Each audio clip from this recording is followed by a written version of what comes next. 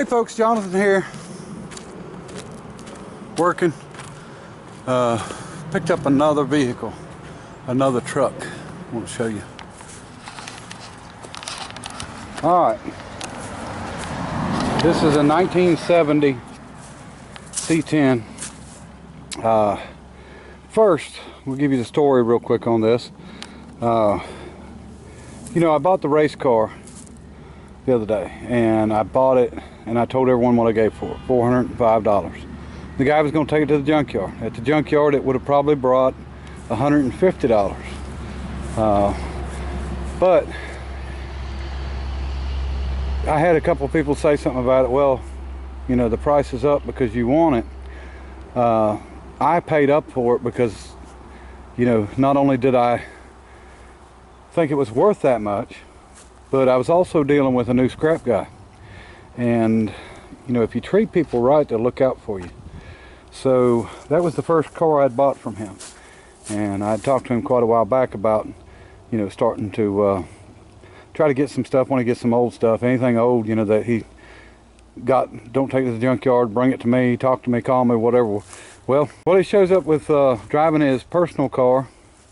Told me that he had a 70 Chevrolet truck that a guy had taken apart. They was going to redo the engine, restore it, whatever. And they quit on it, and he got it, and he wanted to know if I was interested. And I asked him if it had a title, and he said, yes, it's got a good clear title. So I stopped by and looked at it a little earlier when I was out on a tow, and he went on and brought it over here. After I'd seen it, he wasn't home, but I called him and told him I wanted it, and he come over, and instead of just buying straight out cash, I traded him some junk cars for it, and he was tickled, and I'm tickled, and he actually done me a favor because I don't have to haul them away, because he can haul them, and I got the truck, and it looks like I just found the keys. I think the keys are on the dash. But looks like 2003 was the last time this truck was on the road. Title's good, it's clean, no problems. Short bed, fleet side. There's the sides for it. There's one, and the other one's on the back. Little tiny bit of rust in the bottom of this truck, and that's it. I mean, it's packed full of crap, junk. Of course, because it was a junk man that was picking it up, but it's a factory automatic on the column. I'm assuming it was probably a factory V8, so it's probably going to have a 308 gear in the rear. All the parts are actually laying in this thing to put disc brakes on the front, because this was 6-lug with drum brakes. The A-frames are laying in here, and I'll show you on the other side. There's no rust on the rocker on this side. There's a little bit on the other side. The fenders, and you can see they've gotten scraped up, which kind of sucks, to be honest, because I would love just to bolt this thing back together and leave it the original green paint. We got the grill, we got the original seat, which I think I can find somebody that can recover that. We got the original hood. The bed is actually still there, and it looks like to be in really good shape. Don't look like it even hauled much. And they've got a gate off the back of a trailer laying there, I guess. There's one bumper. There's the other bedside. As you can see, no rust, no holes. The other fender. Looks like we might be missing the inner fender wells. And I'm hoping we might be missing part of the radiator support. There's a good chance of it, but you know, you gotta take what you can get. I've got some friends that's got trucks like this, so we got both bedsides, we got that. We don't have a tailgate. Bobby Main, a good friend of mine, has quite a few parts trucks. Oh, look, I'm gonna dent it up if I ain't careful. There's the rust I was talking about on this side. There's the 5-lug setup. The other one's in there somewhere. I seen it earlier. And so there's everything to put disc brakes on it. Just a shame they piled everything in it. This side is just like the other side. Good shape. Man, I hadn't seen one this solid in quite a while. Most of the stuff you get a hold of is not very solid, except the chrome around the window. Windshield's actually good. It's got some bubbling, you know, where the lamination is going in between, but it's got the chrome on the windshield. I don't know if this would have been, what, a CST? Maybe not. I don't know what year they started that. Looks like the emblems are off of it. A lot of good parts. It's just a shame they made a mess of things.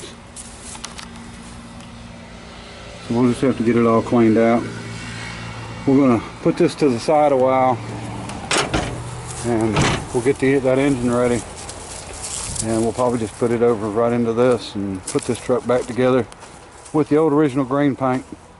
And it's not going to look great or anything like that, but I don't mind it. And then maybe if I sell it, somebody later can do what they want with it when it comes to making it, restoring it, whatever. We just want to bolt it all back together and get it looking decent, because they sure have made a mess of it. It had the nice textured upholstery.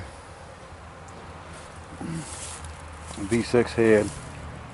When I opened the door, all this stuff just fell out. So let her sit for a while. We're going to get it cleaned up, get that stuff unpiled off of it here maybe later on today, but we will definitely be putting this thing back together. Okay folks, a lot of working and not much filming. I did get the frame extended. We ended up going 5 inches, which is going to be plenty. We made our front motor mount. We used the original mount, single hole. Now we're working on the rear mounts, and mounted on hockey pucks, and I machined them so they fit down in the hole of it, and they can't, you know, slide around. The bolt can't touch the side. So we've got them tacked in place, and we're getting ready to build a cross member to go under there. Now we'll probably still run another cross member and rear transmission mount, maybe a quick bolt in or something. We've still got to remove the bottom section of the frame, and as you can see, I got the top section just, well, I've got it welded in, but I don't, you know, I've got a lot more welding to do on it. But it's not, you know, it's not moving. It's where it needs to be. So we're going to keep working on that. Noah's cutting some pieces for me now so we can get this cross member done. We've got a steering box we're going to try to get halfway mounted today, and we've got a set of brake pedals and stuff. I was going to use the brake pedals that I've got on that Triumph, but we're running automatic in it, so we really didn't need 2 pedals anyway.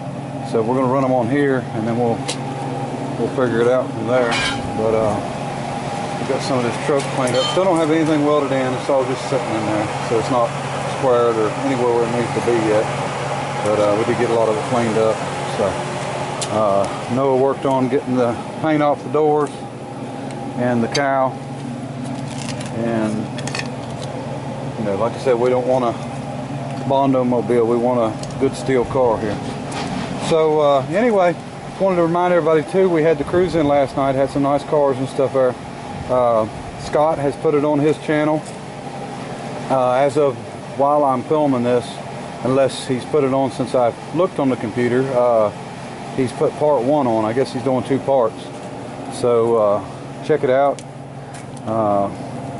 You can see the cars, and you know, 3 of mine there, and well, 2 of mine and 1 of my grandsons, I guess. The El Camino is my grandson. So we had a good time last night. I didn't leave there until after midnight, and got to talking. And Lawrence, the guy that I moved the cars for the other day, and he was the one that was on that Lowell forklift. You'll see his car there. It's that, I think it's 67. I don't think it's 60. I think it's 67 Chevelle 396 Super Sport 4-speed car, and really nice car.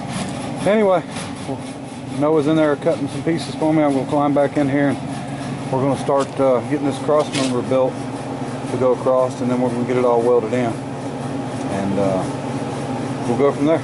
Okay folks, had to run into a wreck, a pretty major wreck, head-on collision. I got both vehicles, and big mess to clean up and all that, but so I just made it back. It's going to be dark here shortly, but I'll show you what we got done on the cross member.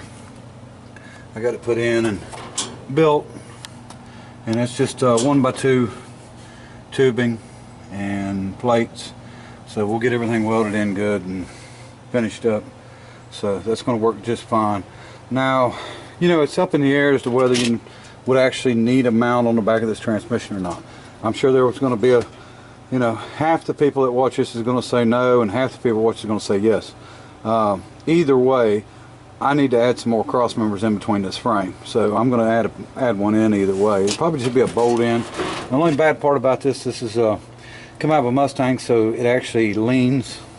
That mount is not flat whatsoever, but you know, we can work with it. So we're going to add another cross member in right there. We're probably going to make this a bolt-in floor like the other one, and it makes it nice to be able to pull this stuff out and work on it from the top side. I can do the clutch, pressure plate, and throttle bearing, flywheel, anything in that 31 without having to even jack it up. So, well, I guess to pull the drive shaft would be the only way. Only thing you'd have to jack it up for. But that's about all I'm going to be able to get done today. It's sort of getting dark, and my wife is making me some chicken breast, which is my favorite, and cottage cheese and applesauce. So, and between that and chicken livers, that's what usually keeps me going. So anyway, gotten quite a ways on it. Getting ready our steering box. Let me show you real quick on it before I roll off. This is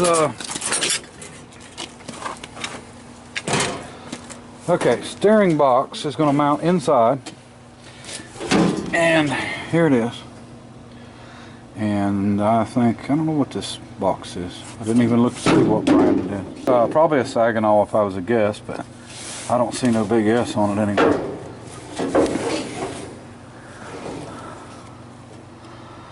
So anyway, it's probably a Saginaw, and I have actually got 2 of these and made just like this. And I've got the arm for them. Now they got the space for the double spline, but they don't run a double spline on the inside of the Pitman arm. So I can place that anywhere I want on it, and it'll work out just fine. So what our idea is, or what our plan is to mount this box and actually run it out the side of the cowl here, and through a hole, and then directly to the steering. And it's going to work out height wise perfect, so we don't have any bump steer, and that'll bring our steering wheel up exactly where we want it. And if it's not where we want it, we can change it around by, you know, adding a U-joint to the shaft. But so tomorrow will be steering and brake pedal, clutch pedal, and everything else that's got to do with connecting to the frame, because I need to get that done so we can get the frame sorted and get everything finished up on it. You know, I've got a lot of reinforcing I'm going to do, and we got, like I said, we got to cut that bottom section out, and then we've got it good and straight. You know, we've measured it, remeasured it, so everything's good there. So engine's mounted. I got my header kit in today. Probably not going to have time to mess with. Well, I'm not going to mess with that tonight. We may do that tomorrow. Play with that a little bit. We'll see how it goes. But we're going to keep working at it, cleaning up on it, getting everything right. Anyway, I appreciate everybody watching, and hopefully soon, you know, it's going to be, after we finish this up, maybe we'll throw that engine in that truck and just bolt everything back together on it. So appreciate it. Till next time. Bye.